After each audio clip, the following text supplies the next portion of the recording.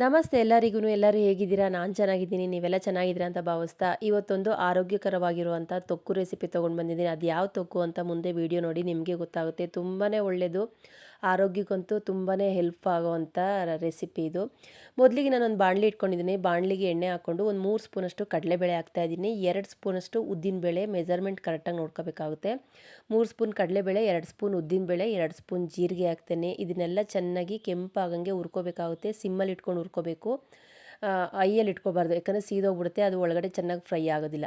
ಇದಕ್ಕೆ ನಾನು ಬೆಳ್ಳುಳ್ಳಿ ಹಾಕ್ತಾಯಿದ್ದೀನಿ. ಒಂದು 2 ಎಸ್ಲಷ್ಟು ಬೆಳ್ಳುಳ್ಳಿ, ಎಸ್ಲು ಅಂದರೆ ಚಿಕ್ಕ ಗಡ್ಡೆ, ಫುಲ್ಲು 2 ಗೆಡ್ಡೆ ತೊಗೊಂಡಿದ್ದೀನಿ. ಎಸ್ಲನ್ನೆಲ್ಲ ಇದು ಸಿಪ್ಪೆ ತಕ್ಕೊಂಡು ಹಾಕ್ಕೊಂಡಿದ್ದೀನಿ. ಇದಕ್ಕೆ ಮೇಯ್ನ್ ಬಂದು ಸಾಂಬಾರು ಈರುಳ್ಳಿ ಹಾಕಬೇಕಾಗುತ್ತೆ. ಒಂದು 1/4 kg ಅಷ್ಟು ಸಾಂಬಾರು ಈರುಳ್ಳಿ ಹಾಕಿದ್ದೀನಿ. ಈ ಥರ ತೊಕ್ಕು ಅಂತ ಬಂದಾಗ ಸಾಂಬಾರು ಈರುಳ್ಳಿ ಹಾಕಿ ಮಾಡೋದ್ರಿಂದ ಆರೋಗ್ಯಕ್ಕೂ ಒಳ್ಳೆಯದು, ತುಂಬ ರುಚಿ ಜಾಸ್ತಿ ಕೊಡುತ್ತೆ. ಇದಕ್ಕೊಂದು 3 ಹಸಿಮೆಣ್ಸಿಕಾಯಿ ಹಾಕಿದ್ದೀನಿ. ಜಾಸ್ತಿ ಹಸಿಮೆಣ್ಸಿಕಾಯಿ ಹಾಕಿಲ್ಲ ನೋಡಿ, ಖಾರಕ್ಕೆ ಎಷ್ಟು ಬೇಕೋ ಅಷ್ಟು ಹಸಿಮೆಣ್ಸಿಕಾಯಿ ಹಾಕ್ತಾಯಿದ್ದೀನಿ. ಹಂಗೆ ಮುರಿದು ಹಾಕ್ಕೊತಾ ಇದ್ದೀನಿ. ಈರುಳ್ಳಿ ಬೆಳ್ಳುಳ್ಳಿ ಎಲ್ಲ ಚೆನ್ನಾಗಿ ಫ್ರೈ ಆಗಬೇಕು. ಎಣ್ಣೆಲಿ ಕರ್ಬೇವಿನ ಸೊಪ್ಪು ಧಾರಾಳವಾಗಿ ಹಾಕಿ, ಯಾಕಂದರೆ ನಾವು ಇದನ್ನು ತಿನ್ನಬೇಕಾದ್ರೆ ಕೂದಲಿಗೆಲ್ಲ ಒಳ್ಳೆಯದು, ಆರೋಗ್ಯಕ್ಕೂ ತುಂಬಾ ಒಳ್ಳೆಯದು.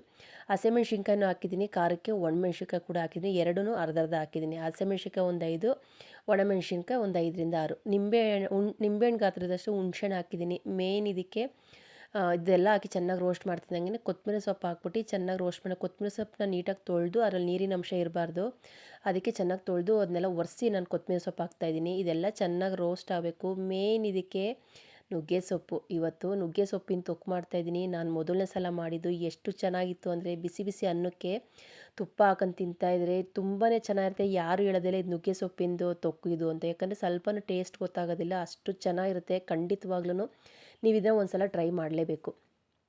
ನುಗ್ಗೆ ಸೊಪ್ಪನ್ನ ಹಾಕ್ಕೊಂಡು ಚೆನ್ನಾಗಿ ರೋಸ್ಟ್ ಮಾಡಬೇಕು. ನೋಡಿ ಎಷ್ಟು ಕಮ್ಮಿ ಆಯಿತು ಅಂದರೆ, ಒಂದು 1/4 ಸ್ಪೂನಷ್ಟು ಅರಿಶಿನ ಪುಡಿನ ಹಾಕ್ಕೊಂಡು ಚೆನ್ನಾಗಿ ಹುರ್ಕೋಬೇಕಾಗುತ್ತೆ. ಸಿಮ್ಮಲ್ಲಿ ಇಟ್ಕೊಂಡು ಹುರ್ಕೋಬೇಕಾಗುತ್ತೆ. ಅದರಲ್ಲಿರೋ ನೀರಿನ ಅಂಶ ಎಲ್ಲ ಬಿಡಬೇಕು, ಸ್ವಲ್ಪನೂ ನೀರಿನ ಅಂಶ ಇರಬಾರ್ದು. ನೋಡಿ ಈ ಥರ ಆಗಬೇಕು. ಈ ಥರ ಆದಾಗ ಎಷ್ಟು ಚೆನ್ನಾಗಿರುತ್ತೆ ಅಂದರೆ, ಬಿಸಿ ಬಿಸಿ ಅನ್ನಕ್ಕೆ ತುಂಬ ಅಂದರೆ ತುಂಬ ಚೆನ್ನಾಗಿರುತ್ತೆ. ಪ್ಲೀಸ್ ನೀವು ಒಂದು ಸಲ ಇದನ್ನು ಟ್ರೈ ಮಾಡಲೇಬೇಕು. ನುಗ್ಗೆ ಸೊಪ್ಪು ಅಂತೂ ಇವಾಗ ಎಲ್ಲ ಕಡೆ ಸಿಗ್ತಾ ಇದೆಯಲ್ಲ, ಇದನ್ನು ಮಾಡಿ ತಿನ್ನೋದ್ರಿಂದ ನುಗ್ಗೆ ಸೊಪ್ಪು ಆರೋಗ್ಯಕ್ಕೂ ಕೂಡ ಒಳ್ಳೆಯದು. ಹಾಗಾಗಿ ವಿಡಿಯೋ ಶೇರ್ ಮಾಡ್ತಾಯಿದ್ದೀನಿ. ತುಂಬ ಚೆನ್ನಾಗಾಗಿತ್ತು, ಟೇಸ್ಟಿಯಾಗಿತ್ತು. ಇದನ್ನೆಲ್ಲ ನಾನು ಮಿಕ್ಸಿ ಬಟ್ಲಿಗೆ ಹಾಕ್ಕೊಂಡು ತಣ್ಣಗಾಗೋ ತನಕ ಬಿಟ್ಟು ನೈಸಿಗೆ ರುಬ್ಕೋಬೇಕು. ಸ್ವಲ್ಪ ನೀರು ಹಾಕಬೇಕು, ಜಾಸ್ತಿ ನೀರು ಹಾಕ್ಬಾರ್ದು.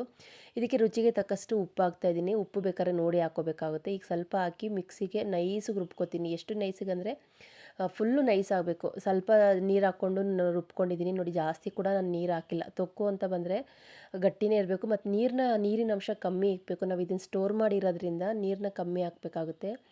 ಎಣ್ಣೆ ಹಾಕ್ಕೊಂಡಿದ್ದೀನಿ ಬಾಣಲಿಗೆ ಎಣ್ಣೆ ಬಿಸಿ ಆಗ್ತಿದ್ದಂಗೆ ಸ್ವಲ್ಪ ಸಾಸಿವೆ ಹಾಕಿದ್ದೀನಿ. ಸಾಸಿವೆ ಹಾಕ್ತಿದ್ದಂಗೆ ಎಲ್ಲದಕ್ಕೂ ಹಿಂಗೆ ಹಾಕೋದ್ರಿಂದ ತುಂಬಾ ಒಳ್ಳೆಯದು, ಆರೋಗ್ಯಕ್ಕೂ ಒಳ್ಳೆಯದು.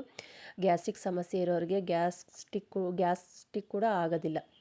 ಹಿಂಗೆ ಹಾಕ್ಬಿಟ್ಟು ಚೆನ್ನಾಗಿ ಮಿಕ್ಸ್ ಮಾಡಿಕೊಂಡು, ನಾನು ರುಬ್ಬಿಟ್ಕೊಂಡಿದ್ದಲ್ಲ ನುಗ್ಗೆ ಸೊಪ್ಪುನೆಲ್ಲನೂ ಅದನ್ನೆಲ್ಲ ಹಾಕಿ ಚೆನ್ನಾಗಿ ಮಿಕ್ಸ್ ಮಾಡಬೇಕಾಗುತ್ತೆ. ತಿಂತಾಯಿದ್ರೆ ಇನ್ನೂ ತಿನ್ನಬೇಕು ಅನಿಸುತ್ತೆ, ಅಷ್ಟು ಚೆನ್ನಾಗಿರುತ್ತೆ. ಯಾರು ಹೇಳೋದಿಲ್ಲ ಇದು ನುಗ್ಗೆ ಸೊಪ್ಪಲ್ಲಿ ಮಾಡಿದ್ದೀರಾ ಅಂತ, ಅಷ್ಟು ಚೆನ್ನಾಗಿರುತ್ತೆ, ಅಷ್ಟು ಆರೋಗ್ಯಕ್ಕೆ ಒಳ್ಳೆಯದು ಈ ಸೊಪ್ಪು. ಖಂಡಿತ ನೀವು ಒಂದು ಸಲ ಟ್ರೈ ಮಾಡಿ. ಇದನ್ನೆಲ್ಲ ಹಾಕ್ಕೊಂಡು ಚೆನ್ನಾಗಿ ಮಿಕ್ಸ್ ಮಾಡಬೇಕು. ಸೈಡಲ್ಲೆಲ್ಲ ಎಣ್ಣೆ ಬಿಡ್ತಾ ಬರುತ್ತೆ ನೋಡಿ, ಇದೆಲ್ಲ ಸೈಡಲ್ಲಿ ಬಿಡ್ತಾ ಬರುತ್ತೆ, ಇದೇನು ಸಿಯೋದಿಲ್ಲ. ಫೈನಲ್ ಆಗಿ ನಮ್ಮ ನುಗ್ಗೆ ಸೊಪ್ಪಿನ ತೊಕ್ಕು ರೆಡಿ ಆಯಿತು ನೋಡಿ. ಎಷ್ಟು ಚೆನ್ನಾಗಾಗಿತ್ತು ಅಂದರೆ, ಕಲ್ಲರು ಕೂಡ ಹಾಗೇ ಇದೆ, ಕಲ್ಲರು ಕೂಡ ಚೇಂಜ್ ಆಗಿಲ್ಲ. ಇದನ್ನು ಒಂದು 15ರಿಂದ 20 ದಿವಸ, ಇಲ್ಲ ಅಂದರೆ ಫ್ರಿಡ್ಜಲ್ಲಿ ಇಕ್ತೀವಿ ಅಂದರೆ 1 ತಿಂಗಳು ಆರಾಮಾಗಿ ನಾವು ಇದನ್ನು ಸ್ಟೋರ್ ಮಾಡಿ ಇಡ್ಬೋದು. ಬಿಸಿ ಬಿಸಿ ಅನ್ನಕ್ಕೆ ತುಪ್ಪ ಹಾಕೊಂಡು ತಿಂತಾಯಿದ್ರೆ ಎಷ್ಟು ಚೆನ್ನಾಗಿರುತ್ತೆ ಅಂದರೆ, ಮಕ್ಕಳಿಗೆ ತುತ್ತು ಮಾಡಿಕೊಡ್ತಾಯಿದ್ರೆ ಅವ್ರು ತಿನ್ನೋದೇ ಗೊತ್ತಾಗೋದಿಲ್ಲ, ಅಷ್ಟು ಚೆನ್ನಾಗಿ ಖಾಲಿ ಮಾಡ್ತಾರೆ, ಅಷ್ಟು ರುಚಿಯಾಗಿರುತ್ತೆ.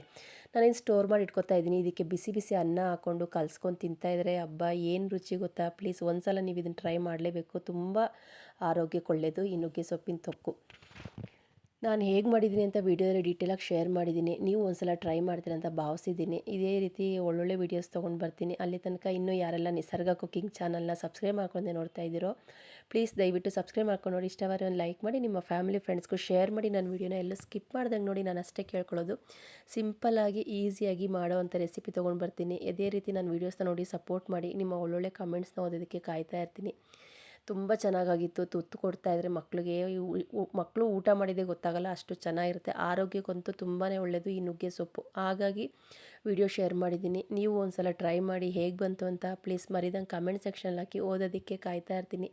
ಇದೇ ರೀತಿ ಸಿಂಪಲ್ ವಿಡಿಯೋ ತೊಗೊಂಡು ಬರ್ತೀನಿ. ನಮಸ್ತೆ, ಬಾಯ್ ಬಾಯ್ ಫ್ರೆಂಡ್ಸ್. ಎಷ್ಟು ಚೆನ್ನಾಗಾಗಿತ್ತು ಅಂದರೆ, ತಿಂತಾಯಿದ್ರೆ ಇನ್ನೂ ತಿಂತಾ ಇರಬೇಕು ಅನಿಸುತ್ತೆ, ಅಷ್ಟು ರುಚಿಯಾಗಿರುತ್ತೆ ಈ ನುಗ್ಗೆ ಸೊಪ್ಪಿನ ತೊಕ್ಕು. ನೀವು ಒಂದು ಸಲ ಟ್ರೈ ಮಾಡಿ. ಬರ್ತೀನಿ. ನಮಸ್ತೆ, ಬಾಯ್ ಬಾಯ್ ಫ್ರೆಂಡ್ಸ್.